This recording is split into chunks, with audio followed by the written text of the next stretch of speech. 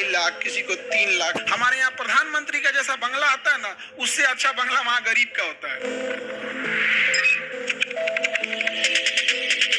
Finland, ये Norway, Sweden, Finland और ये नॉर्डिक कंट्री ना, अगर आप यहाँ बेरोजगार हो गए तो आपको सरकार बेरोजगारी भत्ता देगी। किसी को 2 लाख, किसी को 2.5 लाख, किसी को 3 लाख, इस टाइप का मंथली बेरोजगारी भत्ता है। सोचो, और वहाँ के लोग इस बेरोजगारी भत्ता को लेने के लिए, जैसे लग्जमबर्ग हो गया, ये सब हो गया, अपने आप में शर्म महसूस करते हैं। गरीबी मेंटली अगर हो गई, दो तरह की गरीबी होती है। एक इंसान पैसे से गरीब होता है, वो अमीर बन जाता है। एक होता है मानसिकता से गरीब, वो झुझरा जिंदगी भर हुए रह जाता है। समझ में आ गया?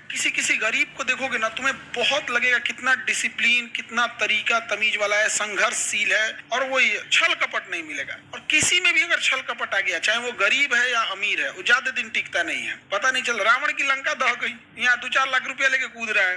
अपने गाँव में तुम एक ऐसा देखोगे ना, 1 लाख रुपया अगर ले लिया है ना, तो अंबानी को धक्का मार देगा वो। अगर जेब में होकर 1 लाख आ गया तो अंबानी को धक्का मार देगा वो, कहेगा दिख नहीं रहा है आपको 1 लाख है यहाँ पे। अंबानी बेचारा अपना इज्जत बचाने के लिए चल जाएगा, और गांव में पे फिर हल्ला करेगा, मार दे लियो अंबानी के धक्का। बोलतो बुझतो हम क्यों को रंगबाज, नहीं समझे?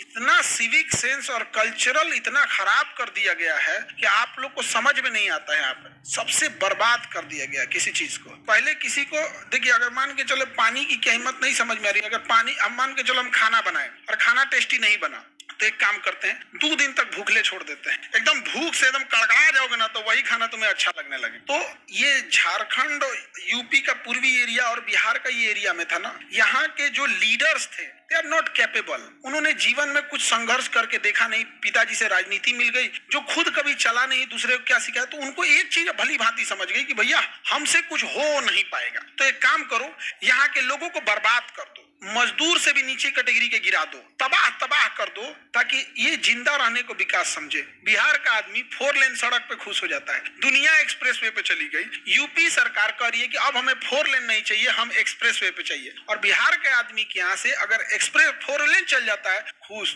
अरे 2 लेन सड़क किया, उसी सड़क पे आता है, उसी सड़क पे जाता है, बस बढ़िया पीछ बैठा है तो कहता है अपने यहाँ का सड़क बढ़िया है। जिस राज्य में 100 किलोमीटर 100 से स्पीड कम गाड़ियां चलती हैं, यानी 1 घंटे में अगर आप 100 किलोमीटर नहीं चल सकते हैं, और राज्य कभी आगे नहीं जाएगा, ये लिख के ले लो, कभी नहीं जाएगा। और अपने यहाँ 100 किलोमीटर जाने के लिए तुम्हें 4 घंटे लगते हैं। किसी का गांव यहाँ से 100 किलोमीटर है तो तुमको 3-4 घंटा लगेगा, 4 घंटे लग जाते हैं।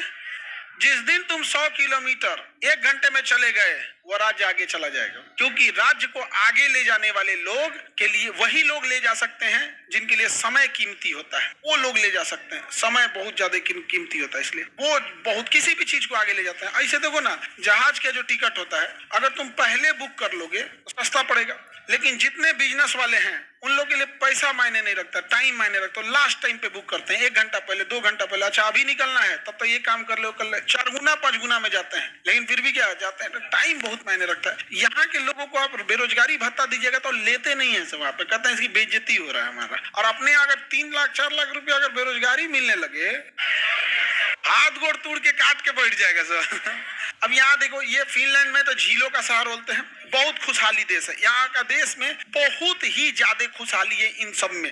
यहाँ पर किसी घर देखिएगा यहाँ के लोगों का, तो जानते हैं कितना में घर होता है? किसी का घर 20 बीघा में है, आपका घर तो 50 बीघा में। घर के अंदर ही खेती किया है अपना पूरा बाउंड्री के साथ, उसी में पार्क बनाया है, स्विमिंग पूल बनाया है, घरवे के अंदर एक छोटा सा स्टेडियम बना लिया है, कोई छोटा सा घर, ये बाग बगीचा फुलवारी सब उसी में रखा है। इतना खुशहाल है कि हैप्पीनेस इंडेक्स में सबसे आगे जाता है। हमारे यहाँ प्रधानमंत्री का जैसा बंगला आता है ना, उससे अच्छा बंगला वहां गरीब का होता है। फिनलैंड में प्रधानमंत्री के बंगला से अच्छा होता है, अपने मुख्यमंत्री के बंगला से अच्छा है। यहाँ पे एक तो नॉर्मल गरीब का घर का बंगला एकदम बहुत बढ़िया शहर है। खुशहाली भी है यहाँ पे, जनसंख्या भी क्या है, कम है, पढ़े लिखे लोग हैं।